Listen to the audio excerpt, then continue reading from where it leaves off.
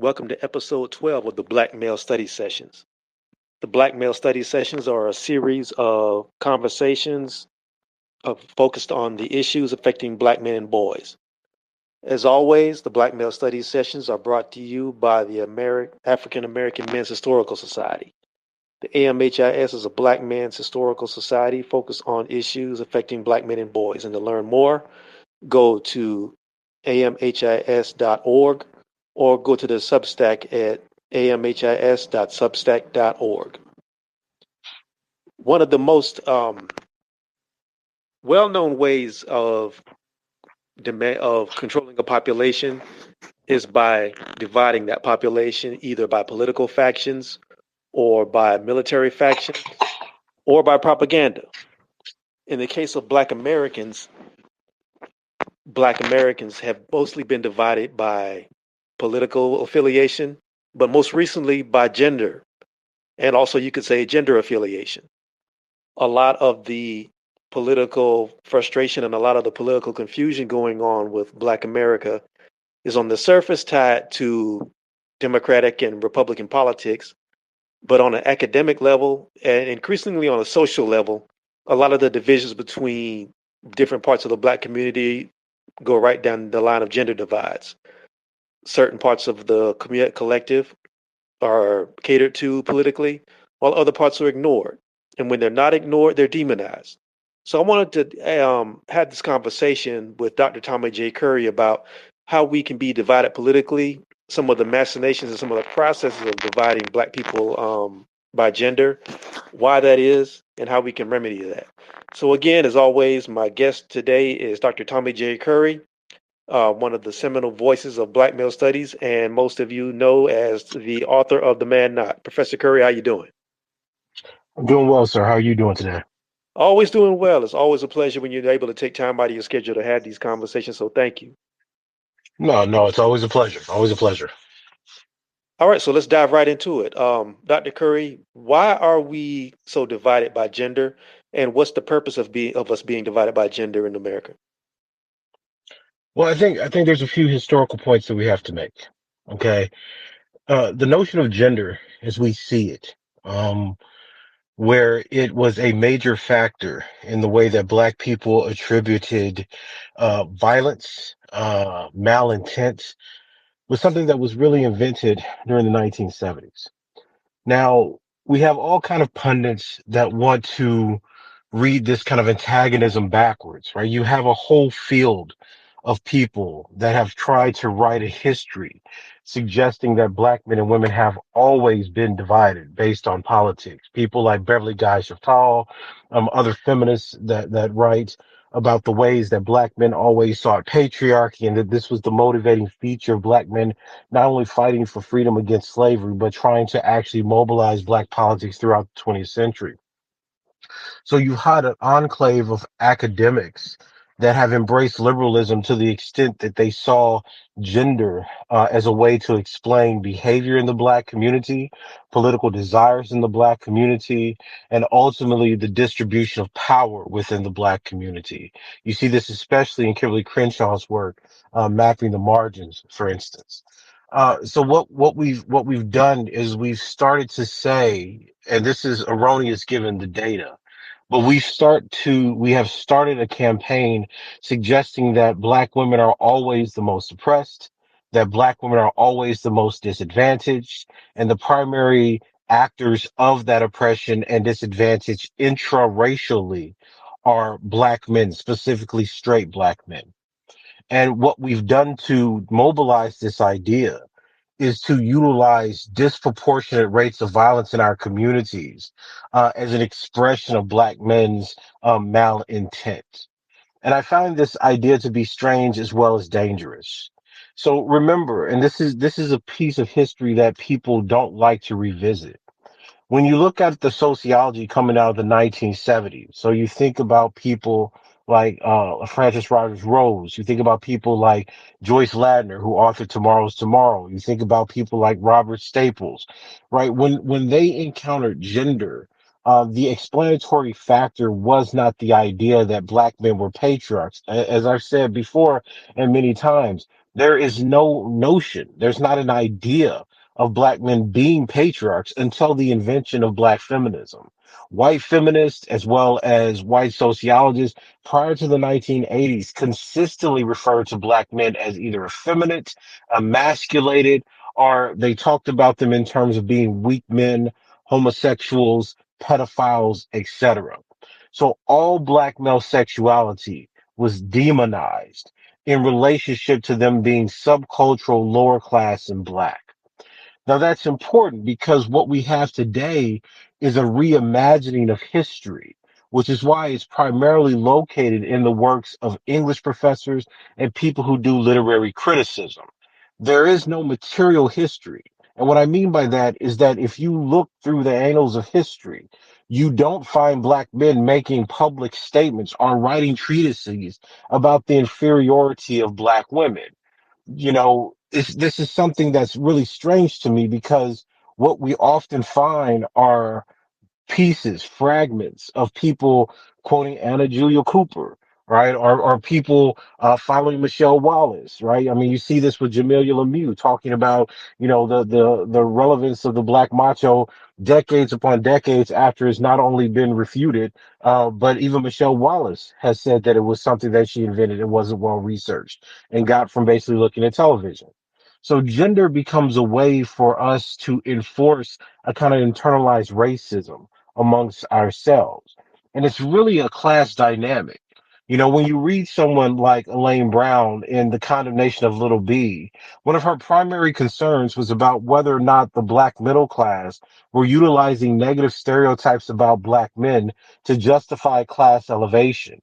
And I talk about this in chapter 3 of The Man Not because rather than seeing social mobility simply on the basis of education and social markers, right? Markers such as access to white institutions or the ability to sustain kind of a petite middle class existence in America. I said one of the primary belief systems that stratify the black community is the belief that poor and working class black men are dangerous. And what we've seen over the last month, given the increased racial intensification or racist intensification from America, is the demonization of black men. This strategy around gender, which suggests that anytime one black male does something, all black men are accountable for it, is the same reasoning that we got from white racists during this Jim Crow days, where if one black man committed a crime, or one black man raped a white woman, or one black man killed a white man, all black men had to be punished for it. Now, many people will say that they just want accountability for the issues in our community. But I'd reply back that these are really selective issues, right? The same time that you had Serena Fairfax be murdered by her husband is the same time that you had two other black men be murdered by two black women. We have this problem in our communities. As I said, black men are 30 to 33% of the victims of intimate partner homicide. But you don't see black men utilizing that. Even though they're one in three victims in our community, you don't see them utilizing that to make grand and pathological statements about black women. And the great irony of this is that the same arguments that black women are making about black men being patriarchal is the same arguments just 40 or 50 years ago that white sociologists were making about black women. So when you read Wolfgang and Farrakouti, they said that black women were more aggressive, more likely to commit homicide against their male partners because they were seeking power within the household. You saw the same explanation for why black women have such high rates of child abuse. You see, we can mobilize any particular theory, right, that says that black people are violent. But what's really interesting is that you have an ideology of black feminism in the United States that's mobilizing, right, criminological theories from the 1960s and 70s to make the world believe that black men are violent. And gender, because it's a progressive term, right? Remember, this is the term that was fought to be included in Title VII under sex. This is the same term that redistributed all the wealth, the educational, economic opportunities that were supposed to go to black people to white women and to women generally, right? So this term has a very violent and legislative history for black people in the United States, but it's one that's been mobilized and utilized as a weapon against black men that no data, no empirics, no evidence seems to be able to penetrate. So we really have to start asking ourselves, how does an idea, how does a concept garner so much power within a community that has so fewer, right, of those divisions in it than say the white community or any other communities. Black men don't make a tremendous amount more per dollar than black women. Black men don't have more political power capital than black women in mass. There are disparities, but they're not as wide as, say, the white race or the Asian race. So it becomes interesting that whereas those groups of people have politics that do not focus around gender, the mainstream politics and discourse and think pieces that apply to black people are dedicated to gender with despite much smaller gaps both in terms of earnings, economics, and gendered attitudes. So I think that one of the things that we're witnessing now, especially under the disempowerment of black people under Trump, is a kind of infighting where the strategy of demonizing black men that works so well with liberals is trying to be mobilized even under a conservative government and regime to try to get some power and recognition for certain kinds of pundits and political leaders even during this time. I'm glad you brought that up because that's another point I wanted to ask you about on this. For the most part, throughout American history, black people, for the most part, have been seen as a monolith. Black men and black women have been seen as equally worthless to the power structure in this society outside of our physical labor. A lot of the rhetoric that you're talking about that began to emerge in the early 70s, I'd say, has been able to be beneficial to a very small cadre of black feminists in the academies that have been able to parlay that into publishing and also economic success for themselves individually. So my question is, this general demonization of black men at the expense of black men who have no history of being violent, no history of being negative towards women, who does this ultimately seek to benefit? Well, I think it benefits aspiring middle class black women or black pundits, right? Because there are men who make these arguments as well. But notice that they circulate mostly from academics and from, kind of punditry and journalists who seek, attention and a following, right? I mean, and I want you to really think about this. We look at what we've witnessed. Over the last decade, we have witnessed the public murder and execution of black men and boys. And when there was any notion of solidarity around the fact that black men and boys were being shot by cops, we got a movement, a separate movement, right? Ignited by Kimberly Crenshaw, publicized by feminist pundits like Feminista Jones, circulated throughout the New York Times and the Washington Post, focusing on female victims of police killing. Now, again, I've said this before, I have no problem with that idea, but it's interesting to me that there needs to be a separate movement for black women when they're 3% of the victims, and then the black men, who are 97 or 98% of the victims, are supposed to put their political issues and interests on the side while this group advances. And it's not just that that group advances, that group's advanced on the back of major national and international venues. The Guardian, the New York Times, the Washington Post are all writing articles about the need to focus on black female victims of the police. Now, turn for a brief moment to what we've seen over in that same time period, right, around black men who have been victims of, say, intimate partner homicide, child abuse, economic underemployment and unemployment. There's been no national coverage of black men as a group. Right, we've seen such atrocities, as I said, with the case of Miss Williams, where she killed her two children in an oven, her two young sons. Just this month, we've seen a woman try to blow up her or be convicted for trying to kill her boyfriend with dynamite. And nothing registers, right? So my question, and I was thinking about this earlier today when you asked, well, who benefits? Are we really saying, as a black community, that when black men are 30%, that means in real numbers, that means between 100 and 130 black men a year are killed by intimate partner homicide?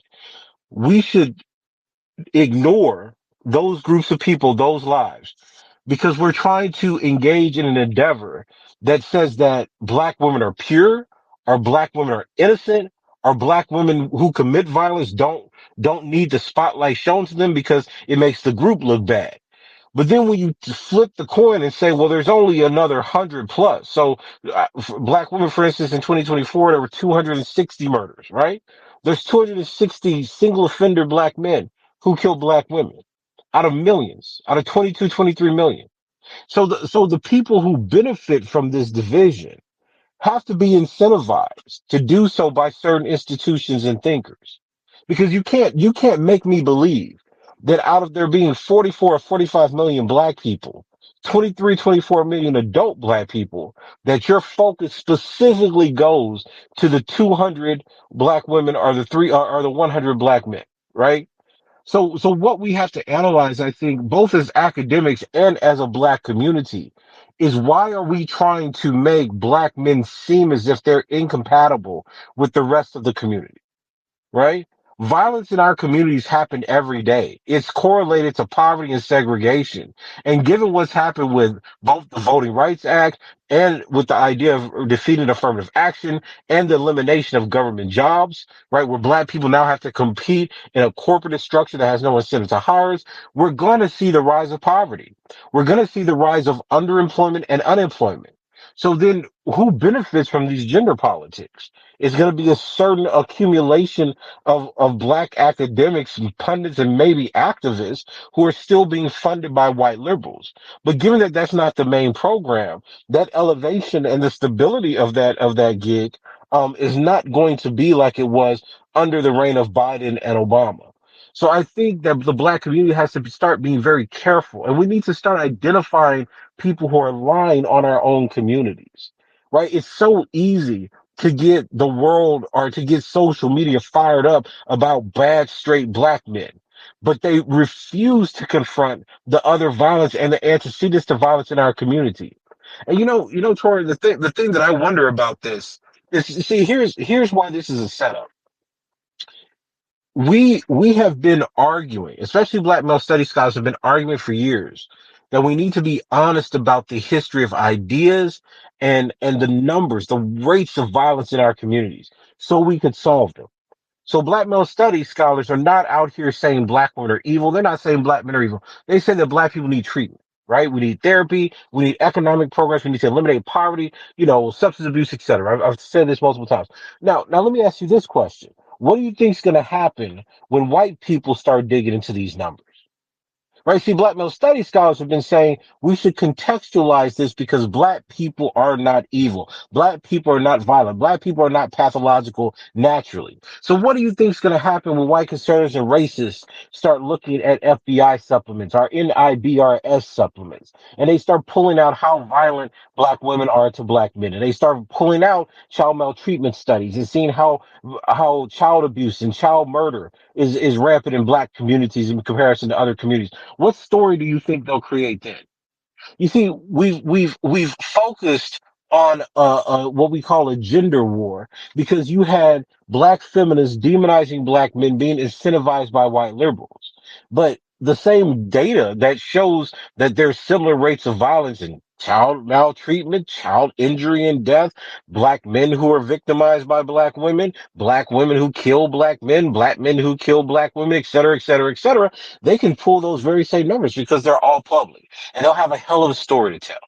So what we've done is we've instead of us coming to this problem, right, with a very clear understanding of how to understand context and relationships and the web of violence that exists among our situation and among a very, very small minority of black people. This is not the majority of black people by the stretch of the imagination. It's less than 1%, right? We've fallen into the idea of selling each other under the river, right? Largely black feminists selling black people under the river, right down the river to benefit economically. And given what's coming, I think you'll see more of that. right? So there are going to be people who benefit because just like we've had throughout history, you say the right thing, you become the spokesperson for white supremacy, you rise up in white institutions. And now there's a renegotiation of where black people fit within the overall fabric of America. So this idea of the black boogeyman, this idea of black people being pathological and inferior and violent, of having a pathological culture, of black women having disproportionate amounts of pregnancies and being unmarried, these are all going to be talking points among the right for why black people deserve their economic position, deserve higher levels of incarceration. And to be honest with you, I'm really curious how people are going to answer that. Because think about it. On the one hand, you're going to say data doesn't matter, right? As black male studies scholars are always told, well, data just kills subjective experience, Curry. Well, that's funny. So how are you going to defend yourself against white racists? So when white racists say, well, look, black people disproportionately commit more crime than white people, what are you going to appeal to, your feelings? No, you have to pull the data. You have to control for class to show that when you take class into consideration, there's no significance on the basis of race. You'll have to understand that, right? But when it comes to violence in our communities, you want to use the same logic. You want to say, no, black people are not generally violent. Only black men are generally violent. You see, and this kind of hypocrisy is why black people have such a hard time seeing issues clearly. There is no evidence, right? There is no clinical evidence that there is a monocausal explanation of patriarchy and sexist ideas that leads to intimate partner homicide and violence. Now, what do we do? What do we know? Coercive control does that. If you have a partner that wants to manipulate, control, determine you, that's highly linked to violence and homicide, right? But what we've done is we've taken all the science and all the observation and all the good faith understanding of a people, and we've mobilized and animated stereotypes that have been historically used to demonize us against one another. So the idea that black men are rapists, the idea that black men are compensating, the idea that black men want power, these are tropes that have absolutely no evidence whatsoever, which is why every time people publish on them, they're quoting bell hooks. You're quoting someone with a degree in creative writing and literature to talk about sociological and psychological problems with no evidence whatsoever. And we've never had a problem with that because nobody cares about the humanity of black men enough to be serious about it. So now, when we're in this situation, what are we going to do? Who benefits? Well, we're witnessing the redistribution of power. We're witnessing how certain academics are going to try to change the strategy or utilize the strategy and change the audience for the black boogeyman to people who are now controlling government and who are controlling the economy. And the sad part is that it's going to become a new clown show because now that white people are trying to advance this idea of black pathology and black familial pathology on the right, we're going to have to sit back and watch different people pivot to say these incredibly horrible and racist things about their own group. And I find that to be most disconcerting and more depressing than anything else. Because you don't have a cadre of academics who are willing just to stand on evidence. There's not been a single person in the last, 30 or 40 years that's even tried to explain why black men were 59% of the victims of interpartner homicide in 76, why they remained over 50% of the victims well until 85, why they're 30 or 33% of the victims from 2000 to now. You see, anybody who just knew the evidence would start asking very simple questions. But we don't care enough about black people to do that.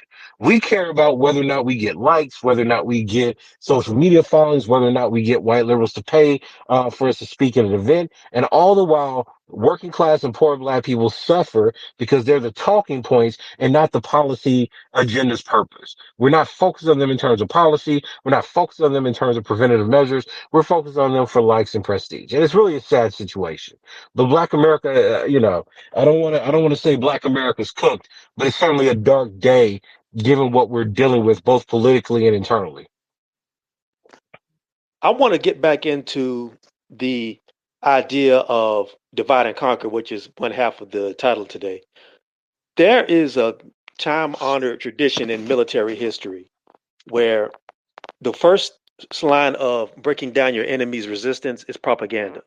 Um, Nazi minister of propaganda Joseph Goebbels said that if you make the lie big enough and repeat it often enough, eventually the population will believe it. And when it comes to the conversation between black men and black women, a lot of the people who call themselves black feminists, who are, in my opinion, really just anti-black misandrists, have been had the upper hand over for the last decade or so. You know, repeating the same message that black men are predators, black men want to be patriarchs, black men are violent, and that's gotten a lot of purchase in academic circles, and it's gotten a lot of play in media circles, moving into even entertainment circles now. That ties right in line with the idea of weakening your opponent to the point where they no longer have any moral reason to fight or no longer have the will to fight back. In the case of the United States, politically or even physically. The second part of that is the conquering.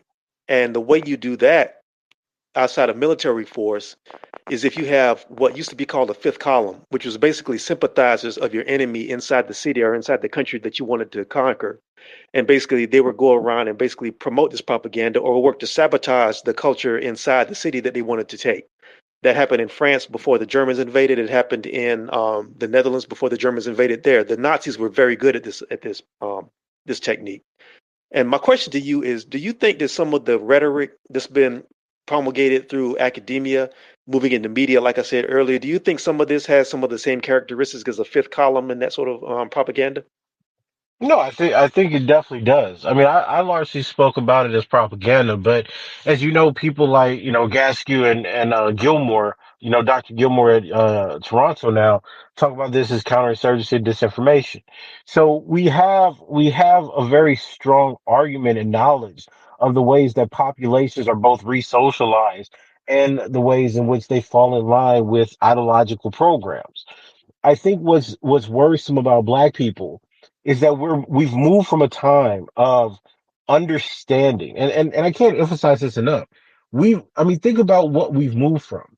We've moved from a time where you had black people in the 20th century try to distinguish themselves from other black people based on class, where the black middle class had to be studied separately than the black underclass by an insistence both in terms of black scholars and white scholars, and they had fundamentally different values.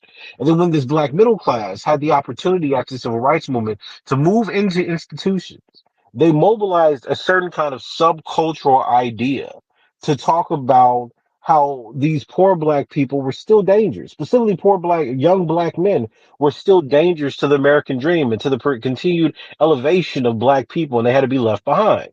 So, yes, is there a program where black people are now divided and warring with each other in the midst of an all-out assault? Absolutely. But we have to understand that these people see no value in blackness. And that's to me that's the greatest irony, right? When poor black people are killed, right? Poor black women, poor black children, poor black men, when these people are killed, they only become relevant to pundits and to academics when they are evidence of a preordained theory. Right? Nobody, Fairfax's murder of his wife would not be an issue if this was just a regular poor person. Right? It doesn't matter to black academics because I can tell you just because this is what I work on. There in any given month, I can find two or three stories of intimate partner homicide in the United States, right? So it's not an issue where black people are fighting amongst something that's real, where everybody's at threat, right? What we're fighting about is what we have been told has value among blackness. We can't value blackness in itself, but we can value being a woman. We can value being educated. We can even value being a sexual minority, but you can't value being black. You can't be valued being a black man. You certainly can't be valued being poor and black. So what the strategy has done is it's shown that black people can't work together. Because whereas blackness was the dominating force in the 60s and 70s, even amongst the civil rights movement and feminist movement and Vietnam War, black people now just recite this ridiculous claim that says that to solve any oppression, you have to solve all oppression. And that's just ahistorically false. White people believe they have freedom. The Trump's presidency is the marker of white freedom. That is literally what the Heritage Project 2025 was about. Project 2025 was about how white people can become free from wokeism, from civil rights legislation, from what they believe is discrimination against white people, especially white men. So their culture is not dealing with every oppression to be free, yet they have disproportionate amounts of wealth, political power, and control of all three branches of government. So you see, we suffice and try to satisfy our political lack with ignorant ideological claims that have never been the case for any major world power. So do we have a moral stance? I mean, I'm sorry, is the idea that America or Canada or Europe or the UK are innocent countries? These are countries that committed genocide. So then how is it that their people can be economically and politically empowered, right, amidst massacre? But black people act like unless we all agree and unless we've all solved all problems simultaneously, we can't even come together for a political strategy or a movement of solidarity.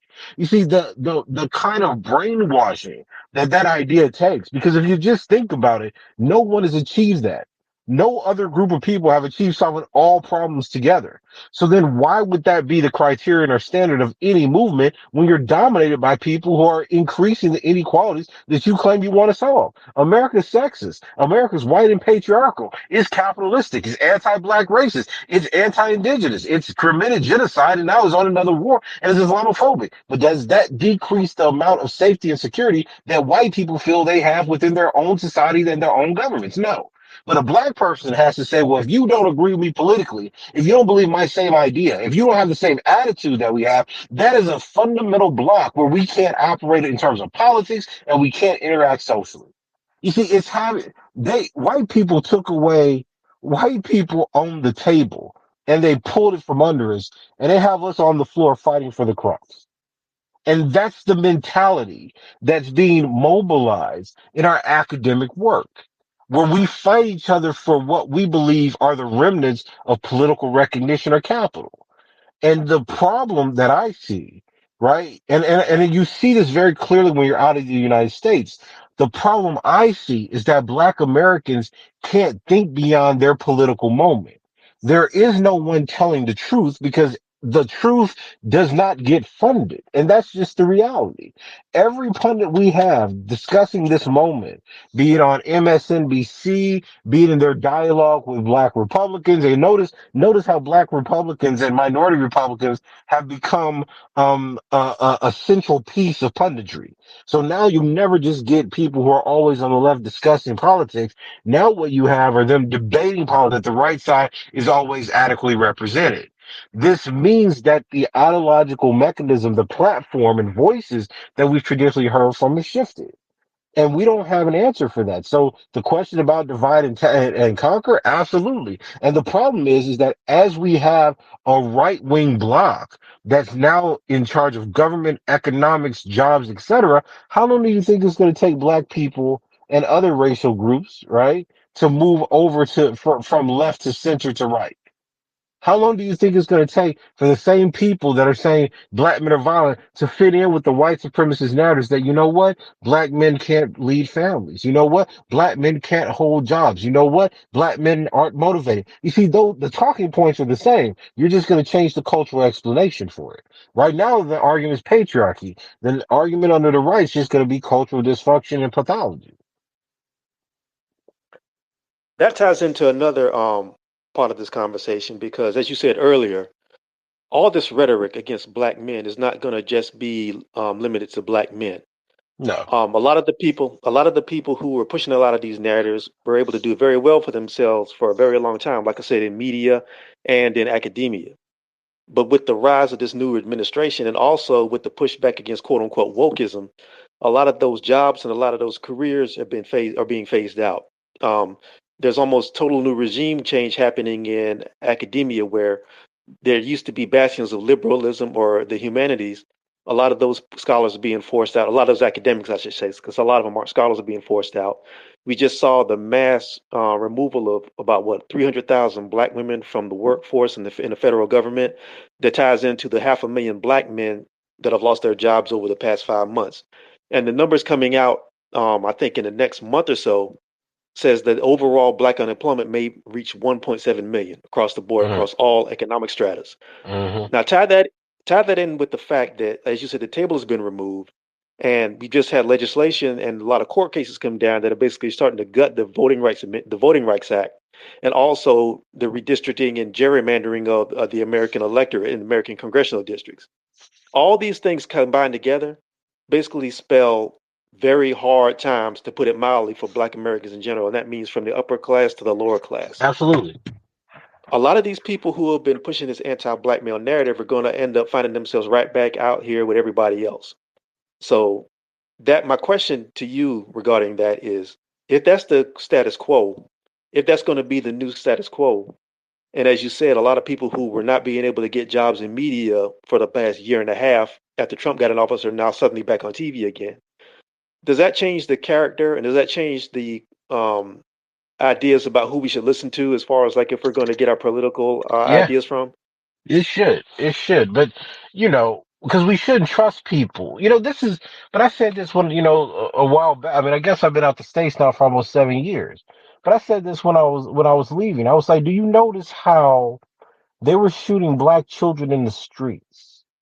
They were killing our men, our young boys. They were killing our women, and not a single black pundit, right? Until several years later, wanted to discuss self-defense.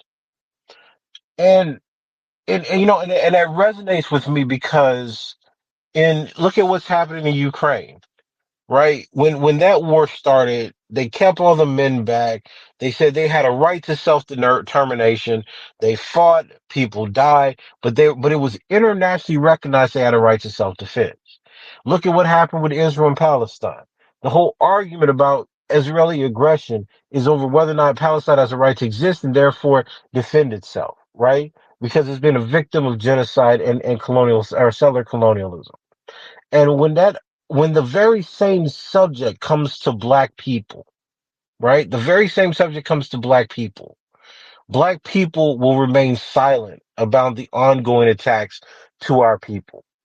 So I think that the black public, black communities have to start asking themselves better questions. It's easy to see a black person that's on MSNBC, and you're not going to defeat this idea. You're always going to have, well, at least among black people, celebrity intellectuals, right? Nathan and Julia Harris spoke about this decades ago, where they talked about the ways and the importance of black people deciding for themselves what their people were and what they were going to be represented by, and more importantly, who they were going to be represented by. Because they understood even back then that there were groups of people who fundamentally benefited from giving them false leaders and false messages, right? We see this all the way back to X. So I think one of the major questions here is, how do we critically analyze and assess what's being told to us? Anyone could come up with a story, and you could put that person on television, you could give them stories in social media, et cetera, et cetera, et cetera. But I think the black community has to ask one very, very specific question. Who else? What other group of people is being told this message? You see, when you look at white people's message is to reclaim their power, heritage, and demographic numbers through families, through discrimination against black people, right? And through accepting that this is the way of life, that they're meant to rule and other people are to be ruled. That's the message under Trump. That's been the message of the conservatives for at least the last decade and a half. Now, you look at what Latinos are being told, that they have an increase in population, that there's power in numbers, that their values pull them to the right. Now, they they're certainly regretting some of those decisions under Trump, but at least in terms of their political stance, that's what they believed and that's what they thought would give them political power. There's no other the black community has to look at what happens to groups of people in power. What are their messages? Their messages are not to be subservient to the dominant group. Their message is not to buy into the idea of their oppressors. Very, very few people around the world historically are fundamentally believe that their salvation and equality come from the people who have dominated them. The bourgeois may believe that, but the people themselves, the people who have gained independence from certain nations, do not believe that. I mean, look at what's happening with China and its economic domination of various quarters and spheres of the world that America used to run. It's very clear it has a different destiny, a different view thing, and it's not going to be bullied by America. Right? You see the same thing with people who are rejecting Trump. You know, the woman from Italy, she's like, we don't want part of this. We're not trying to kill babies. And they're fundamentally conservative. They're fundamentally right wing. They're banning homosexuality, and they're certainly not in favor of it. They want Italian families back in Italy, and they're funding to reverse the brain drain. Right? They want Italian scholars in Italy for the benefit and the rise of Italians. So how is it that every other group has a very, very strong version of nationalism, of group solidarity, of family life, etc. Right? They're even though they're embracing things I don't agree with, like homophobia, etc. But they have an idea of the folk. They have an idea of a people, right? That fundamentally belong to each other and can build together. And black people, we spend our time arguing about who gets more attention when they're shot. You see, that's our politics. That you can see 97% of victims who are black men and say, we don't care. Let's focus on me. We've lost integrity, and we've lost the ability as a community to assess whether or not these are politics that we should actually endorse. And that's going to be our continued downfall. Do you notice how no matter how removed we are from slavery, no matter how removed we are from segregation and Jim Crowism, we are always in the same position, asking white people, be it liberals or now people in the right on the right, to give us something, to let us hold positions. And we are being told now that even though we know it was unjust, and even though we know that black men were being killed and locked up by almost a million in the general population, that was still better for us. That black men taking that L, taking those losses was still better for us than the regime we're in now. See, and this is what I mean. The black community has said we are being told a certain thing by black intellectuals, and it's better for us to simply accept that we're going to have a loss. That is that the price of a black bourgeoisie, of a black middle class, is certain numbers of working class people, especially working class and poor black men, are going to have to be jailed, imprisoned, and killed. And we're okay with that cost. So when you ask who should we listen to, what should we do, how do we understand this, we should say that those terms are unacceptable because it's not the price that any other group is paying. And we got to ask ourselves, why are we so willing? Because now, look, it's like Cordell West said, right? Or maybe it was Dyson, where he's telling white people we all black now. See, now we don't have any distinctions. The right saying that y'all all the same kind of little Negroes now, right? So these gender distinctions, these class distinctions, what do you think happens when they disappear? What do you think happens when they come after tenure? Because Trump's just the beginning. So what do we think happens when all the people who are being protected right now are no longer protected? What's going to be the story? Well, the funders change. So the story has to change, right? The black community needs to stop following people that have demonstrated that they don't have their interests at heart.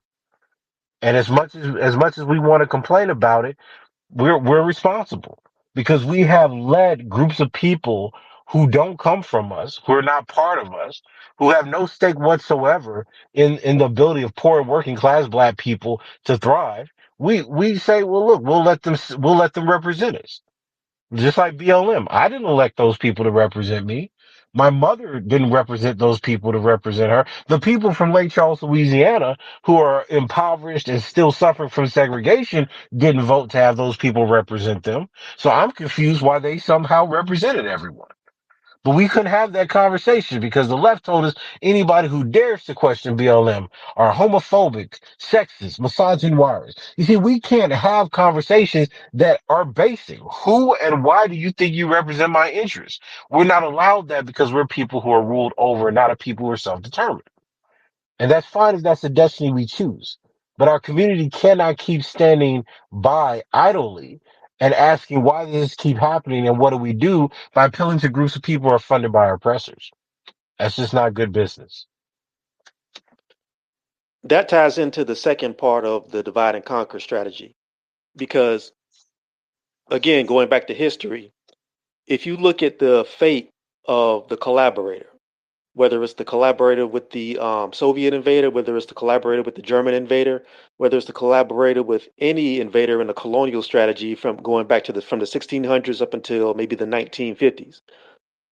Once the dominant society or the dominant military force got power, and the collaborator or the fifth columnist had served their purpose, they were usually used to administrate for a certain amount of time, and then they were some of the first people either sent to the camps or put up against the wall for the firing squad.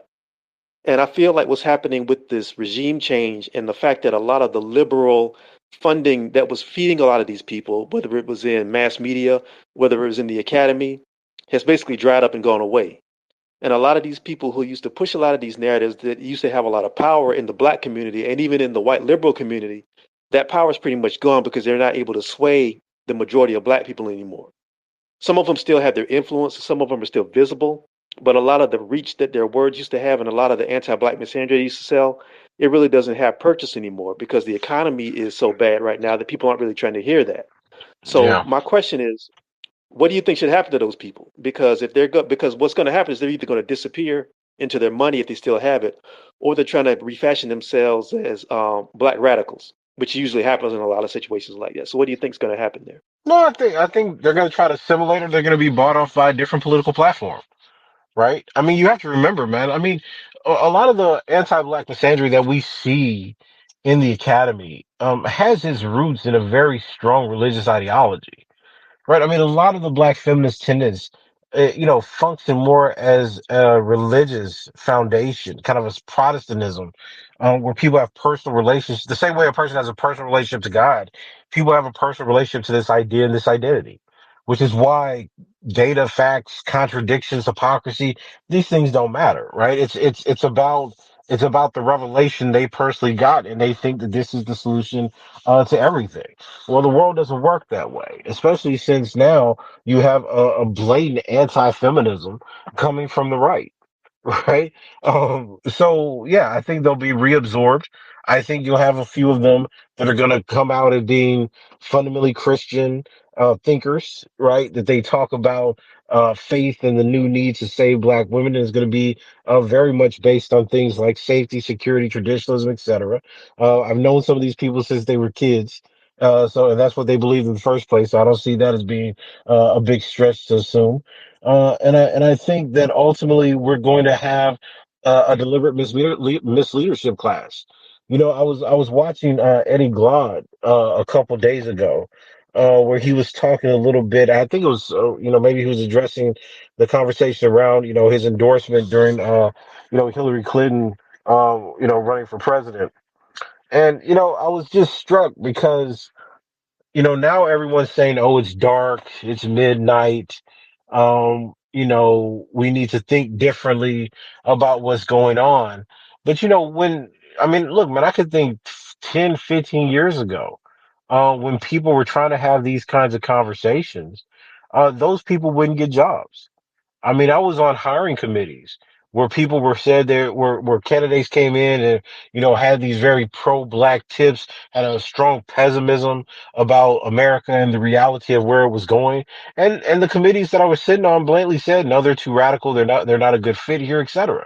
You see, so you've had black liberals, that have censored, the people who have already knew this moment was coming. And it's kind of frustrating for me personally because, like you say, like when you ask, well, what's going to happen to these people? I mean, for the most part, the academics of this generation, unless they're attacked by tenure, are going to be able to live out their lives. And I mean, most academics, if you're a full professor, maybe between the 150 to 200, some people are probably making almost 300,000 a year, right? I mean, depending where you are. So it's a real kind of stretch to think that these people are going to be suffering. Now they're going to lose an audience, they're going to lose a certain lot of credibility by liberal sponsors. But for the most part, they're going to still be able to live out a very comfortable middle class life, just like white liberals. They're not going to be happy, but economically they're okay. The people that are going to suffer from this are going to be the black people that listen to them, right? And that's the piece that people miss, right? I like some of Glad's work, but Glad's a pundit, right? So he can have an idea, write about it in his book, spread it to the people, be completely wrong about it. His life is fine. He's disappointed, right? But his life's fine. You mess with his ideas, not his pocketbook. But the poor black people, the people that believed in the hope that America could change, the people that believed that liberals were going to maintain a strong political and governmental hold, right, on black people's futures and security, well, those people are gone. So the poor black people are going to suffer. The poor black people who are going to be first generation, et cetera, they're going to suffer. You see that's again, this is the problem. The problem is you have black liberals and black academics who are culpable for this mess, so or at least the blindness to what was coming. But the people suffering are always going to be poor black people, especially poor black men. And until we start being honest, right? Tori, it's one of those things. So you can look at the leading causes of death, the top 10 leading causes of death for black people, and in every category, you know, black men are, like if black women were 4,000, black men are 40,000, right? Like if you talk about homicide, right? Or you talk about certain diseases, like that's the disparity in the causes of death between the two groups. And somehow we're sitting here arguing about the futures of certain ideas when we have no problem with how many black men are being killed and taken out of society at large. And the only reason that I can believe that happens is because some of the very people that we're discussing right now have shown the utmost disregard and the utmost dehumanization and blanket ignorance, right, of black men's humanity, so that they're socializing people to say this is not an emergency. And that's the only thing I could believe happens, because I can't believe that on the one hand you would have, say, people like Kimberly Crenshaw say we need to have a movement for the 10 or 20 black women killed per year by the cops, and then say that we don't need anything to deal with the 200 plus black men shot every year by cops. You see, it takes an incredible amount of disdain to not care about the majority of victims. And that's what I'm saying, even about these other issues. There is no situation where the black community should listen to groups of people, pundits, academics, politicians, or otherwise, who want to disregard the value and dignity of black life.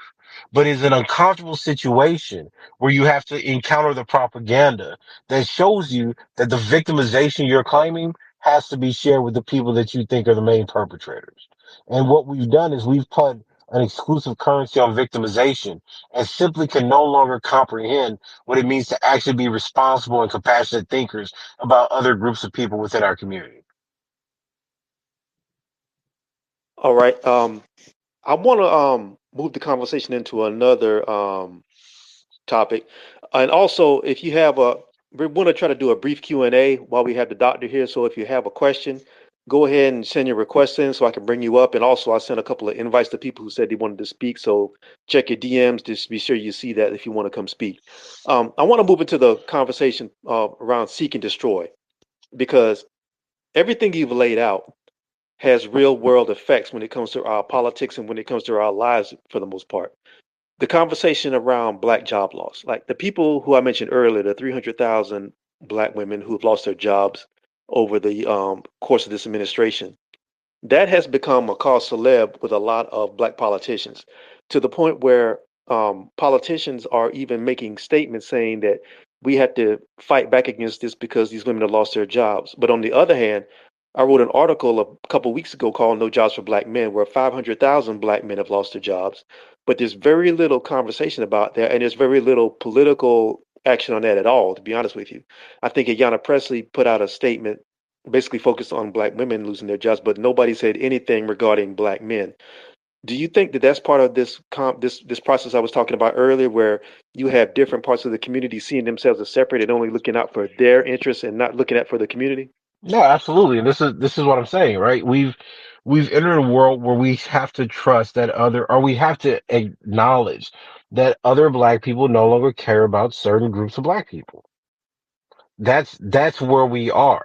So if we assume that black men, because they have higher rates of unemployment, or because they suffer higher rates of homicide, or because they are invisibilized as victims of intimate partner homicide, we are talking about the complete separation and the removal. This is the important part: the removal of black men from the moral community of black people, where there are groups of black people who say that these men's lives have no moral worth. That is a primary function of dehumanization. And we have been unable to reconcile with that. You see, we keep living in this world as if there's some kind of pact where black people are supposed to reject solidarity for gender, but we're not supposed to not attack gender theorists and feminists because of racial solidarity, right? So they get to dismiss it because it's oppressive, but then get to claim it as a reason why they don't have to answer for what they say about the rest of the black community. So no, what's been going on around black female job loss is an expected piece of what happened when a new regime came in. But as I've said before. The whole reason this becomes an issue is because government employment was one of the sustaining mechanisms of black female achievement and economic uplift. It was those jobs that made black women or allow college educated black women to say, we're a class above these black men. Right. So you have to think about that realistically. If you've pulled that rug from under 365,000 black women, but you've already had 500,000 black men unemployed, you basically killed a large portion of the black middle class. So, yeah, the talking points are the same. Those people are going to fight for their interests. They don't care about black men. I mean, if this whole situation around Serena Fairfax and the brother who, murdered those children in Shreveport have taught us anything, it's that the middle class and black liberals do not care about black men. The question we have to ask ourselves is, what are we going to do about that? There's an active war against the image and moral capacities and dignities of black males in the United States. No one can convince me otherwise. We've had the studies, we got the data, we've had the social media. I'm always waiting for people to make an empirical argument, all right, against what black male studies scholars are saying. It hasn't happened in 10 years. So this part is true. The question is, what are we going to do about it? Right? We can no longer say that it's only white people. We can no longer say it's only white liberals. We are dealing with the deliberate demonization and disregard for a whole half of our population. So, given those constraints, black people have to make a decision, especially when our rights, our political circumstances, and our capital are being taken away. That's just the reality of the situation. And I think the problem is that whereas white men are appealing to the idea of saving their kind, black men haven't been willing to have that conversation. All right, Dr. Curry, do you have time for some Q&A? Yes, I have time for a few questions. All right, we're going to go first to Dr. Tony Gaskew. Welcome to the stage, Doctor. It's always a pleasure to have you in here. What's your question for Dr. Curry in the statement? Good to see you. Hey, great to see you as well. How's it going, Tommy? Hey, not too bad, brother. How are you? I'm doing well. Listen, I'm going to try to get right to the point. I think Tommy's last statement really sums it up. What are we going to do about it? Black America has to make up its mind. We can either treat Black feminism as an academic, intellectual argument amongst the Black bourgeois, or we can finally see Black feminism as a counterinsurgent weapon to neutralize Black men and boys, and ultimately to neutralize the Black middle class and all of Black poor communities. We have to start making up our mind how we want to do this, because addressing it intellectually isn't going to work. I think as Yeah. Tommy mentioned, once you're tenured and you're solidified in the academy, you're going nowhere. Zero. You're already in the 5 to 10% as far as income wise amongst the Black American population. So the punishment that can be delivered to you through the academy is zero. We have to understand counterinsurgency actionables, guerrilla tactics, and I think we would see in our country that would be police-related encounters, psyops, pacification. And listen, the use of a feminist ideology to target insurgent battle-age men is nothing new. This has been written and spoken about by Robert Thompson when he wrote Clear, Hold, and Destroy, the Pacification of Vietnam, Inside the Philippine Revolution, I believe by William Chapman, Killing Hope by William Blum, and we can go on and on and on in this. But the idea is fighting counterinsurgency requires a population-centric approach that is it's multi-pronged. It would be directed at the Black American population. The problem being, and I think Tommy touched on this really the best, will the Black American population want to target Black feminists? Because that's going to be their cousins, brothers, sisters, moms, and dads.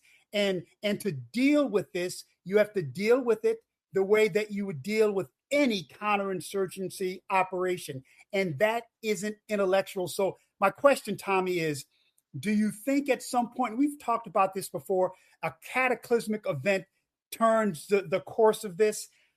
Do you think the Black American populace is simply too afraid at this point to go after Black feminism as a counterinsurgency tactic instead of an intellectual one? Yeah, I think we've been sold it as a kind of morality, right? We've been sold it as the pinnacle to black political ideology. And I think that's why it's not engaged seriously within liberal circles, right? So you're never going to see like a Glaude or even a Reed. You're not going to see any black male question the politics or stances of these people in public. That's been the deal, right? So the best you're going to get are people who try to intellectualize disagreements. And I think you see the kind of social media backlash that black male studies scholars get just for questioning verifiably false data that many of these people try to mobilize. So when it comes to the black community, right? Because we're not gonna change what the liberal media or the academy is gonna do. When it comes to the black community, people are going to have to make a stance. They're going to have to ask hard questions. And if they're not willing, the same way that the black community became suspicious of multiculturalism and some of these other kind of code words, is the same thing that I think has to happen with black feminism and this kind of liberal idea that we can keep treating all black men as threats. Is the problem I have is that they've never given us a vision of liberation. Tony? Like they keep trying to sell the black community on this idea that you have to be suspicious of the men in your community. But they encourage interracial dating. They encourage assimilation into white institutions. I'm just confused how that's a liberatory strategy, right? All right. Thank you for that. Thanks, Tony. Let's go to Obatunze, just Matt. The microphone is yours. Yeah, appreciate you. Thank you, Dr. Curry, for coming on and giving us this good wisdom today. Torin, thank you for hosting the space. I'll keep it quick.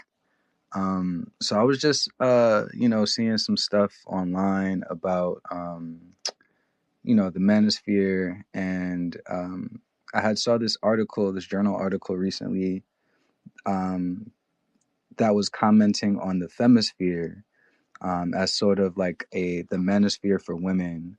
And the author was saying that, this sounds like intersectional feminism, but it's actually reactive in nature. And so one, I was thinking about, what do you think of this argument that this is not, this is not intersectional feminism. This is a reactive turn in feminism. And then two, what do you think that as BMS scholars, what do you think, what kind of infrastructure do you think that we need and that the field needs to start to combat this? Well, I mean, black male study scholars are clinicians and scholars. So I think we should write and we should intervene into the things that actually affect our community, right? Um, I it's difficult because there's so much negativity in the world about black people, especially black men. Black male studies can't change it all, but we can attack it, right? We can build our own programs. We can write articles. We can go in and train clinicians and social workers to do better by our people. So I think institutionally, that's what we should aim for. Right. And I know there's other black scholars, black male studies scholars that may have a different view, but I've always imagined it as directly trying to contribute to the betterment of our people and the black families and communities. Um, in terms of the femisphere and it not being intersectionality, I just, I'm not familiar with that term, but I will say this. There has never been from any of the intersectional literature that I've read anything different from what we're seeing now. So again, reading the footnotes, going back and tracing the ideas, looking at the policy claims, I'm confused as to what people are saying is the difference. So if you believe that black men are rapists because they're trying to attain power, and that this is an idea that every black man has, given that black men is victimization by made to penetrate violence and black women's rape are practically equal in the CDC data, I don't know what to tell you.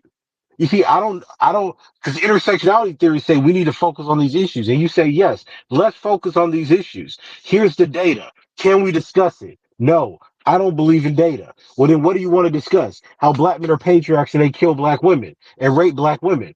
We admit that. The data shows that. People experience that. But that's not the whole piece. Well, we can't talk. You see, there's nothing reactionary about what we see online that hasn't been debated 20 or 30 years ago in the academy. I think the only difference is that social media has amplified what we have been dealing with in the academy, and now they're trying to make a distinction because it doesn't look good. But this is what intersectionality did. This is what all the people write about. It's not like you have any shortage of literature, be it Frank Rudy Cooper, Kimberly Crenshaw, who's that other woman? I mean, Jamelia Lemieux. Like all these people are utilizing the same ideas. Now there's a question of people, are they utilizing them correctly? But hey, if the founder of a movement says this is what I mean and this is what it is, I'm willing to say that's probably what she intended to do. So we have to, I think that because we have not been able to talk about the perils and just the errors of black feminism and intersectionality without being called names, what is ended up happening is that you mix moral and political intent of criticizing feminism with maladjustment, and you can't see facts. So I think that distinction is interesting, but I don't think it's very useful because I don't unless someone comes and shows me here's what X really is or what it's about, and this is how it differs. You're just looking at the new generation of people who are manifesting the ideas that the founders 30, 40, 50 years ago we're talking about anyway, in my humble opinion. Before we move on to the next couple of speakers, I have a question for Dr. Curry and Tony. Listening to some of the reaction that some people who call themselves feminists, the way they respond to people when they're challenged on what they believe, or if they're offered, or if they're asked for to provide data or some sort of research to back some of the things they believe, some of the vitriol that comes out of their mouths and the way they attack people for asking them simple questions kind of reminds me of something that again ties into military history. Um, after the assassination attempt on Adolf Hitler in July 20, 1944, there was a roundup of the conspirators. Most of them were in the German military. Some of them were former civilian government officials who were kicked out of the Reichstag after Hitler took power, and they were brought before the what were called at that time the People's Court, the Vemgerichten, and the judge presiding over the trials was a man named Roland Friesler. He was known as Hitler's hanging judge. And the way those trials normally went, where you were brought before, after you were tortured and beaten, you were brought before the court, the honor court as it was called, and you were basically subjected to 2, sometimes 3 hours of basically screaming, personal attacks, um, praise of Adolf Hitler before you were taken out and shot or guillotined. And a lot of the rhetoric and some of the vitriol and some of the hysteria that comes when you ask some of these people to provide data and facts for what they believe in kind of reminds me of that. It also reminds me of what happened during the Soviet purges, Stalin's purges, where Stalin had a judge named Vyshynski who would basically do the exact same thing. And I want to ask Tony, because some of this is his specialty, then I want to ask Dr. Curry, does some of this remind you of that? Well, there's no doubt about it. Just keep in mind, Black feminists are agents of the state, and so they live under the umbrella of that protection. Think of that as an informant. An informant for the police believes that they're an extension of the police, and if you threaten an informant, according to the law, you're threatening the police. There's never been a level of accountability. I mean, uh, if you read probably the oldest and greatest counterinsurgency manual on the planet, Sun Tzu's Art of War, take a close look at chapter 13 and learn how Sun Tzu deals with spies and conspirators and traitors of the people.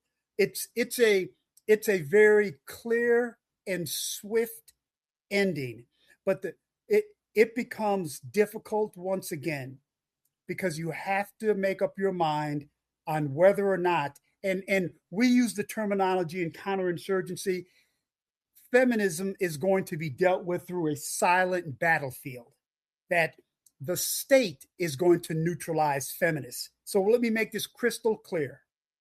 The state owns Black feminism. It's going to neutralize those jobs.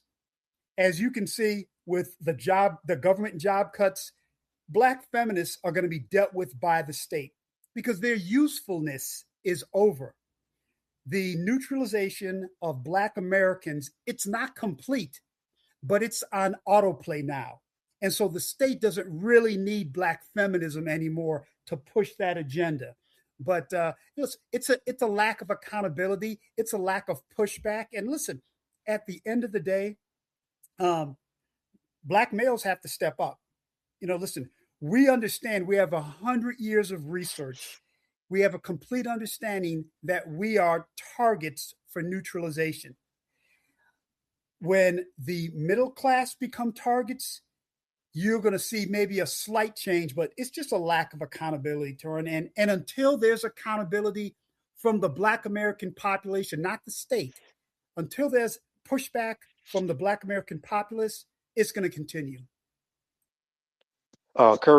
Dr. Curry, did you want to respond or add to No, that? listen, I agree. I mean, look, I it's one of those things because I do a lot of work on the history of Black feminism. So, the problem is that you have government and political apparatuses that saw Black feminists as useful, right? And I want people to really think about this because I think Dr. Gasky is completely correct.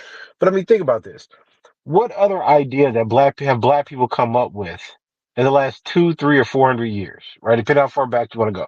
Pick whatever idea you like.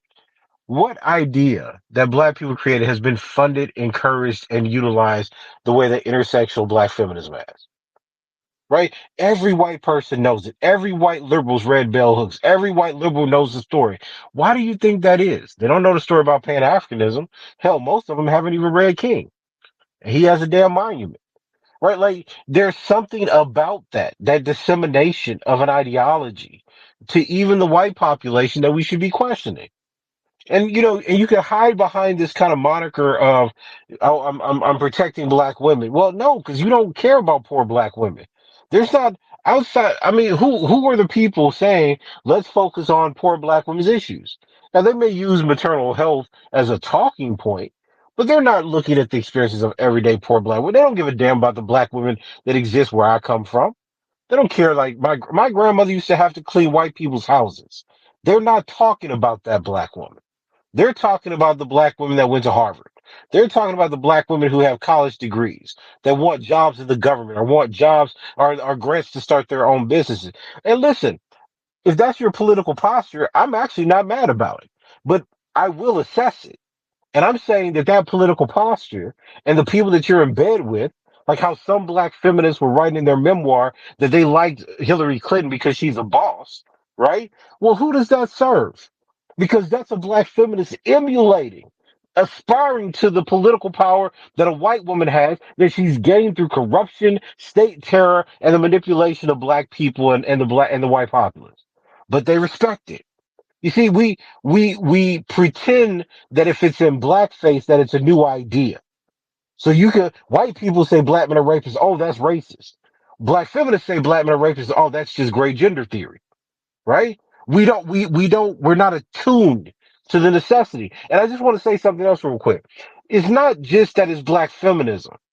The issue is you have a class of black people that black feminism emanates from, like black liberals, black progressives, etc., that utilize this ideology at the expense of other black people. Black feminists are just one sect that operate within the academy and within some policy making and opinion making bodies and venues.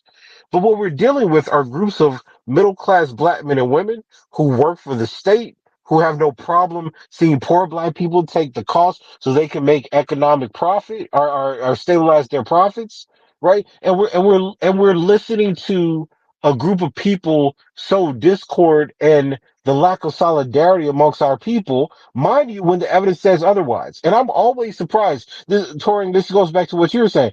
I'm always surprised how even when these people say something, you can just pull the evidence. Like I just post the evidence and it's complete silence. You see, so what we're dealing with an ideology. We're not dealing with a political theory of that can be accountable to facts. And until black people realize that and start making that distinction, then we're going to have the same thing that happens over and over again. Listen, think about this just really quickly. And I know almost out of time, but I just want you to think about this. How is it possible that the people who were in the academy and are paid hundreds of thousands of dollars to understand race, gender, and oppression did not see, much less write about, what's happening now under Trump, even after he won one election in America? Tell me how this is a surprise. And the fact that no one besides black male studies scholars and black radicals, right, were telling you what the environment was should tell you everything you need to know about the pundits and about the academics who are rewarded under this ideology. They're not studying anything. They're just propagating a certain belief system. The reason black male studies scholars got it right is because most of us are empiricists, so we were studying things.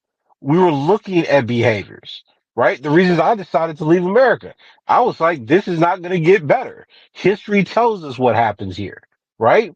So if you value thinkers that can affect our community positively, you will have to deal with facts that contradict your beliefs. But if you're only trying to encourage people to act on a belief structure that's not accountable to facts, then you're going to get what you get now. That's why you could have Eddie Glaude say how sad he is about the moment because he was acting on a belief that he had about the potential of America. That's why you could have people believe Kamala was going to win when everything told you otherwise because you're acting on beliefs. You don't want to confront facts. And then you get mad. So what do you retreat to? Oh, they didn't want to vote for a black woman. Well, again, maybe or maybe not, but the fact of the matter is, if you know America's racist, which you claim you do, and you know America's sexist, then in what way are you trying to defeat the ultimate evil, which is Trump, by saying that you knew that the people weren't going to vote for because of those two factors? So either you're really bad at political strategy, or you're just dedicated to trying to push through your beliefs on other people. Which one is it? And either under any of those scenarios, black people are not going to triumph. That's the bottom line. We need to do something different. Hey, All right, Torn, very quickly. Hey, go ahead, Doc. Tommy, didn't Derek Bell tell us this? And didn't he already tell us this No, Derek. in racial realism? I mean, Yeah. this is what makes this so bitter to understand that we've already been told this message 40 years ago. Yeah. And when you're in the academy and you understand the message and then you see the reality of it, the academy, black academics, our only purpose in the academy is to try to develop theories and ideas that push liberation. Mm-hmm. That's our only purpose. Other than as Tommy said, making $200,000 or $300,000 a year, that becomes empty. Our purpose is to develop a platform, a cause, so people can unite and fight whatever system they feel like fighting. Derek Bell tried to tell us this, and nobody wanted to listen. And we're right back where we were 40 years ago. No, listen, you're not only are you right about it, but think about how they tell the story now. So, like when people talk about critical race theory, they largely refer to Kimberly Crenshaw. Right? But we're releasing Derek's papers and we've read his emails. Like, Crenshaw was a student when they were having the critical race theory seminars. So when you had those people like the Nuns and the Anthony Farleys attending these things as students, it was Derek Bell and Richard Delgado and other people that were speaking. So how do we, and this isn't anything against Crenshaw, but it's a question of how does the student at a conference become the founder of a movement when she's listening to the founders of the movement tell her about what it is? It makes no sense, but this is how we revise history because we want to identify a message like let's work and form coalitions with white people over Derek Bell's message, which was this is permanent and there'll be cycles. And really quickly, Tony, it's funny you say that because we're trying to we're publishing his unpublished papers. And in one of those papers, I included one of the letters he sent me, literally a couple of months, maybe almost a year before he died. And it was about Obama. And he was saying that we're not going to be able to tell how bad the backlash to Obama is going to be. But he's like, there's going to be a backlash to him winning and it's going to be hell to pay. So even before he died, he understood based on his theory that what was going to happen because of the symbolism of Obama was going to set us back tremendously.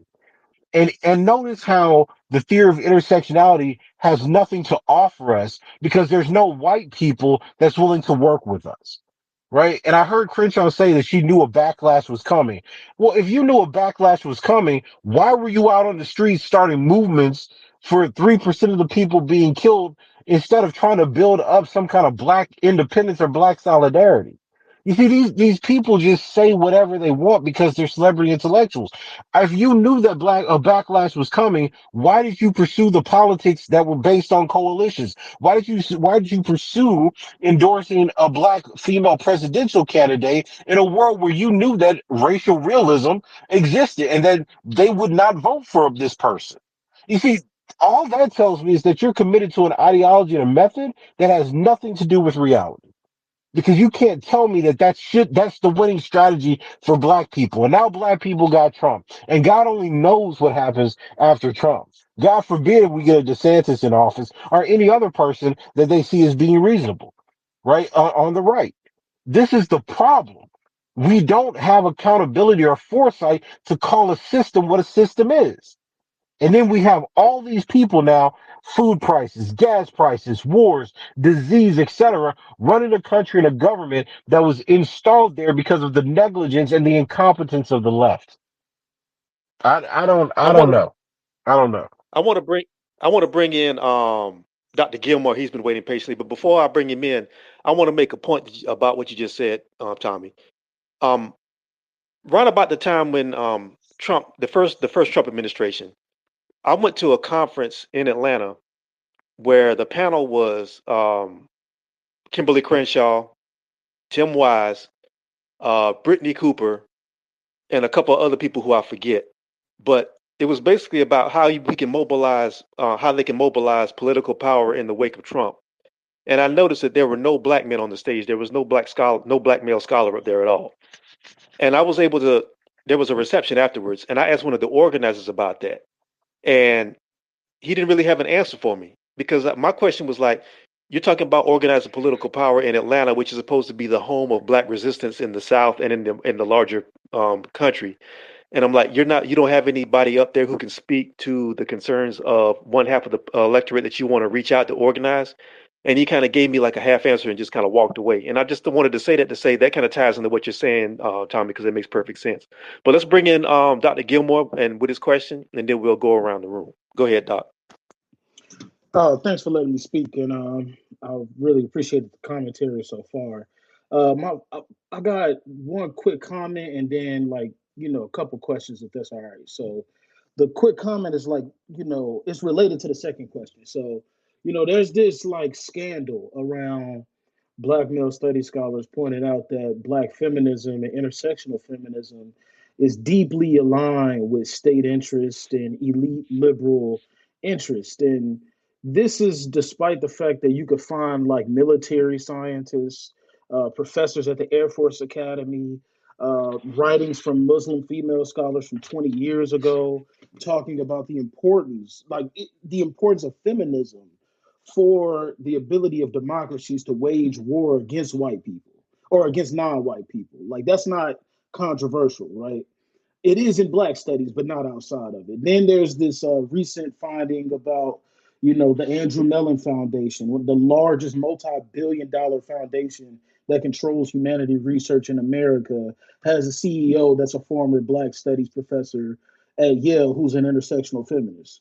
And then you have the Black feminists themselves, like Erica Edwards and Courtney Thorson, who say and admit that Black feminism was instituted in the academy to help Cold War foreign policy, but somehow it's radical, right? So the first question is like, look, what does it say about like what's the function of the university for Black people if we can look at the record and what's in front of us for hundreds of years, but we have to debate about whether or not the ideas used to conquer us can actually free us? That's the first question. And then the second one was more like, about this myth of Black feminism and these gender ideas going back to slavery. Because you mentioned it earlier, but I would love if you could say more about how under slavery, like Black people were not gendered, and that gender theory and Black feminist critique, like how new it really is for Black thinkers to be engaging in this dialogue. So I hope that wasn't too much. Yeah, no, I mean that's just a long history. So like I mean because you finished here. I teach the ethnology course. So I mean the whole point of ethnology in the 19th century was that Black people didn't have gender. They were black. The debate was between white men who were Adamitic men and Black men who were beasts. That's literally what they wrote about for over 100 years, right? So this idea that there's gender and masculinity, I mean that's not until the late 1800s where people are started talking about evolution and Black people are free, and they're talking about whether or not Black men could develop manhood and what Black women could develop womanhood. And even then, it's still racially speciated. Like it's not an idea. Like even in the 20th century, like all the writings that you get from like Hannah Rez and all those people are basically saying that Black men are not real men. So, again, that's why I think the anachronism of this scholarship is just so strange, because what you have are people in the academy that will skip over all the debates about Black people and just insist that Black people had these ideas when white people were saying Black people didn't have these ideas and couldn't manifest them. So it's just strange to me. It's like you have a whole denial that Black people even wanted to be like white people, which is why they were racially inferior. But then you have Black feminists saying no, no, no, really they wanted to be like white people and have gender norms. And but I mean, this is the nonsense you get from Beverly Goshver Tall, right? Like where she's like she ignores Terborg Pinsworth in her book Daughters of Sorrow and cites a white historian just to literally a line saying that Black men wanted to be white men. Like these people are writing with a certain kind of agenda, right? They're writing with a need to demonize Black men, and they're respected for it, because if you could do it off of the back of saving Black women or saving Black women's history or ideas, then people say it's a progressive thought, even if it utilizes racism. Um, so I think that's the strange part. Now to the first question about the ideas for the university. Look, the university is an institution like anything else. They function as corporations. Like I think, this is where I want people to start being honest about. Okay, the university it's not a place where the smartest people, the most radical people are accepted. That's quite the contrary. Mostly to get into the door. Like I said, on a search committee, right? You have people on the search committee who are basically looking for people that agree with them politically. And here's the crazy part. The conservatives are not wrong about that. Right? They're not wrong about how white liberal thinking and liberalism is spread through the university. People hire people on the basis of whether or not they share the correct political view. And this is especially acute for black men. Like I've been in departments where they'll hire white men who are blatantly racist. But long as they could do the work, they hire them. When it comes to black people or minorities, especially black men, it's all about whether or not they're politically compatible with the white environment. That's all it's about. I've seen people literally say what they write is not important. It's a question of whether or not I can have a coffee with them. So I just wish we I'm would be glad. honest I'm about. I'm glad you said that, Tommy, because that's a dynamic that happens across like industry and business and everything else. Yeah, If you're good at dinner parties and you can put on a suit, you can that's half your battle right there. yeah, absolutely. So that's what I mean. Like we're not. I mean, that's just honest, right? The reason that you go to these job interviews and they ask you these questions and so like if a black man goes, and this was funny. I've seen them do this to other black men on interviews and they'll ask them questions about their gender politics, their sexuality, etc. And you're not supposed to do any of that stuff, but they do this stuff to black men, right? And I've seen them do it to some black women who don't identify as feminists. So people discriminate against people who don't share this ideology, right? So the same way that the right's like, well, we can't get hired in the academy because they discriminate against us. Yeah, but you're not the only ideology. You're not the only positionality that happens to. So what ends up happening? You have dogmas that are spread. Right? Like even in the UK, I have white people who don't know anything about black people trying to argue with me about their understanding of intersectionality and black feminism. Right? And is ridiculous. They always look like fools because they don't know anything about the black community. But the point is, they do it because it's part of liberal ideology culture, right? So, given that, you have to ask yourself a very simple question: what is the university there for? The university is there to stabilize white cultural myths. For a long time, that was white liberal myths, right? That give you the people like, the Maddox and those kind of liberal pundits, right? That are going to make those kinds of arguments for social justice, representation, etc. And then black people get to come in there and sell hope. It's perfect. That's the way the business is run. Now you have this other business where people are saying that universities are, and this is happening even in the UK. Universities are teaching nonsense. You're teaching wokeism. They're teaching irrelevant things. Well, ask yourself this question: if I built societies and empires that were based on the murder of people, would I really be that morally upset? Would it really go against my moral conscience to create institutions that told people the greatness of what I did? And that's all the university is. It's the artifacts of educating populations into roles that maintain imperial legacies, capital, and social stability. So no, the ideas that are coming from these places, they're going to serve that function. And again, one of the reasons I think black feminism and black liberals, right? I want to be very clear. It's black liberals as well who are going to say, we've made progress. There is hope for the future. We can work together. Well, those people are selling people a lullaby because now that a different group of white people are in power, none of those ideas work anymore. And that's why I said there's going to be a readjustment. You're going to get people that are going to fall in line with the right. These people are not radicals. They're opportunists, but they're not radicals. All right, we got one last speaker. We got one last Q&A. Ian, go ahead. The mic is yours. Thank you. Thank you for letting me on stage. Shout out to all the scholars here, Dr. Curry. So, my question is in terms of solution.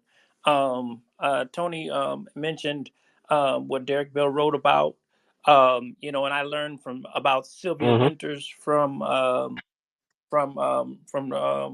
Myron and pedagogy. So my thing is this an issue, right? In terms of solving it, is this the issue of shoring up culture, shoring up economics, or being properly taught about our history within this culture? Because I understand one of the things we don't really discuss is the kind of interpersonal dynamics where you have women who will say that there are no viable black men for black women to date, and then they'll turn around and do studies and talk about how poverty might be affecting the Black community. Is there in terms of learning, is there a problem with how we are culturally brought up in our families? And just behind closed doors, does that affect our ability to reason out what is actually taking place within our Mhm. society, and the misandry and the inability to actually call out white supremacy? I think it is because we've made white supremacy one of the norms for how we regulate gender relationships. And here's what I mean by that very clearly. Black women have always had an edge in college education. So what we've done is said that their ability to have a college degree means that they exist in a different class and strata than working class black men who don't have degrees. So what do we do with that? Well, we know that black people in general have lower expectations of young black boys, and this includes mothers and fathers. They believe that black boys are capable of less academic achievement. It's not certainly all, but it means that there is a propensity for people in our communities to view that. Well, what do you do then? Well, you've rewarded automatically certain mechanisms of success among black girls, and you've depreciated it in relationship to black boys. So that means that you're going to have both cultural and institutional elements of a very specific discrimination against black boys that are going to both prevent them from attaining certain degrees or continuing through education, given their experiences, while allowing others to. Well, at the end of the day, you're going to then code that as a class difference. You're going to say, well, because these people aren't as socially mobile, because these black men don't have degrees, they're not good enough for the black women that do have degrees. So back in the day, Alvin Poussin used to write all these articles in Jet and Ebony talking about this class breakdown or this class division between black men and women. And what he said was, you have a bunch of middle class black women that are insulting working class black men as if they're useless and don't provide anything to the community because they can't live out their middle class existence and fantasies. So this is why you have a huge rise among this population for interracial dating. And this is why I always say that when you look at what black feminists and black liberalism produces, it's educated or professional black people, MDs, JDs, etc., who say they're for black people, but end up marrying white people quite often. So you say you're against patriarchy and you hate it in black men, but you have no problem when it provides economic security and privilege in white men. So the same way that Bell Hooks says she's about anti-patriarchal, anti-capitalist, anti-racist, da da da, but then she writes in her book that one of the ways for black women to advance in society is through intermarriage. You see, if if we say that black people are oppressed, the mechanism is to solve oppression, not to escape blackness. And what I think we find a lot of black liberals doing is trying to escape blackness, either through marriage or through taking on positions and attitudes that fundamentally distance them from the working class. So yeah, I think that when you look at someone like a Derek Bell or a Sylvia Winter, they're going to suggest that blackness, black culture, black poesis, like the creation from the position of black. And let's be very clear.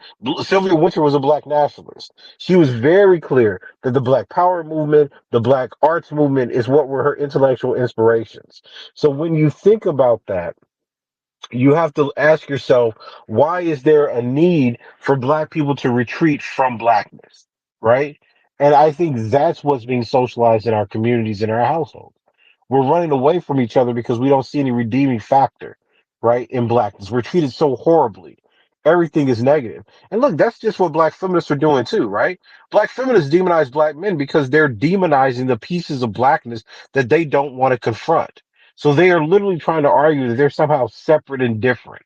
Like, and really think about that for a moment, right? You have a group of educated black women who are either single or married to white people advancing the claim that half of the people that's in their race should not be understood as being like them. Like, when in history has any other group of people done that? And this is what I mean when I say that we don't take the intellectual heritage and the divisions in our community seriously. Because any other group of people in the world would say, if you don't like the very people you're birthing, that says something about your psychological state and self-worth. But with us, We say it's the norm. Why? Because those people are being paid by white people. They're being valued and uplifted in white institutions. So if you want, and I mean, you got to think about what's happening, right? These are people who are the official spokespeople for black people. They represent black people to white people. So yes, this goes down to what we're teaching people in our homes and communities, but it also goes down to how we're socializing people into that throughout the academy. All right. I know we gotta start wrapping this up, but I want to throw a question out for Dr. Curry and Tony. You talked about Derek Bell and you talked about the work that he was doing. And I have a friend of mine who I talk with a lot. He's a scholar and everything. He also is a community activist. And he has a saying, it's funny, but it's not. He basically says the children don't read, but the children do watch. And I want to throw this out to y'all. What do y'all think about the idea of some of these scholars, even though some of them are a little bit older now, they probably won't know the mechanisms of it.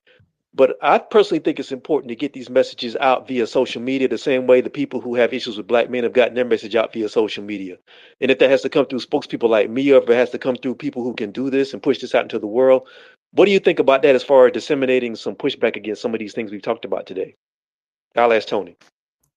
Well, look, once again, I look at this as a counterinsurgency issue. You push back psyops with psyops. Well, of course, social media is a tremendous tool where you can push back an agenda. It has to be pushed back in a very organized fashion. There has to be a level of empiricism. There has to be a level of truth to it, but absolutely fantastic medium to push back. All right, Doc, I'll pass it to you. Yeah, I'll be real quick because I'll have to go. But no, listen, I agree. I agree. We need organized truth telling, and I say that in the most earnest sense because I don't believe that you can sustain the growth of any people based on lies, right? And that's what, for all the stuff that people say about black male study scholars, they're publishing their research, they're organizing and participating with community members and clinicians, and they're not advancing things that they can't prove. And that's so important because one day when we're gone and someone asks the question of what paradigms told the truth about black people, you want to be one of the paradigms that are standing there still after future generations check all the facts. And that's not the case that we have right now with liberals who have sold us false hope, our black feminists who have been selling us this myth of coalition building and advancing liberation purely on the back of black women. It's going to take communities, it's going to take solidarity. And I think, as I said at the beginning, that we've seen this across all the countries that are now thriving or trying to thrive for independence or separateness, as in the case of the UK, while we're still up here trying to figure out how we get back the rights that we lost after everyone marched and died for 60 years ago. All right, I think that's where we'll put a pin in it for today. I want to thank Professor Tommy J. Curry for coming through to have another Black Male Study session. I also want to thank Dr. Gilmore, Tony Gaskew, and all the people who came up for the Q&A. I'm sorry I couldn't get to everybody, but we're running on a tight schedule because Dr. Curry has a 6 hour, I believe, time difference and is late over there. But again, thanks to everybody who came through. Doc, do you want to speak about what you got working on? I know you mentioned the case you're going to be in the States for again, but do you have anything else that we need to know about to check for? No, listen, I'm working on the books, so I hope that'll be finished pretty soon. And I think that I'm coming back to the States for the murder trial in June. But I think that, we have to keep talking to one another. We have to keep understanding and discussing these issues. And we can't be afraid, right? Notice the idea here isn't to say that these people are morally bad, etc. We're pointing out what their incentives for doing what they're doing are. We have to start thinking differently. And these ideas have to be contested. We've been silenced for too long and ideas have been censored. And that's what I think people are now seeing. There's no reason black men shouldn't be front and center in movements that affect them. There's no reason we can't also attend to the movements and to the issues and injuries that affect black women. And we certainly need to deal with the harm that's coming to black communities and children. So these are things that we have to deal with collectively. We can't just focus on one group. But we have to pay attention when certain people are hurting more than others. All right, and that's where we'll leave it. Again, thanks to the panel. Thanks to Dr. Curry. This has been episode 12 of the Black Male Studies Sessions, Divide and Conquer, Seek and Destroy. This series has been brought to you by the African American Men's Historical Society. To learn more about the African American Men's Historical Society, go to amhis.org and visit their Substack at amhis.substack.com. And if you want to learn more about the stuff I do, go to my website, torrinwalker.com. And also, I have an article coming out on my Substack, torrinwalker.substack.com. It's titled, now all of a sudden I'm blanking on the title. It's called The Ghost of Mister. It's about the recent deaths that have happened between black men and black women and how they've been used to push some of the narratives that we've talked about tonight. It'll be out tomorrow morning, so check for my go to my social media. You'll see all that. Again, thanks to everybody who came through. Thanks to Dr. Curry. Everybody have a good evening. Y'all be safe. Peace.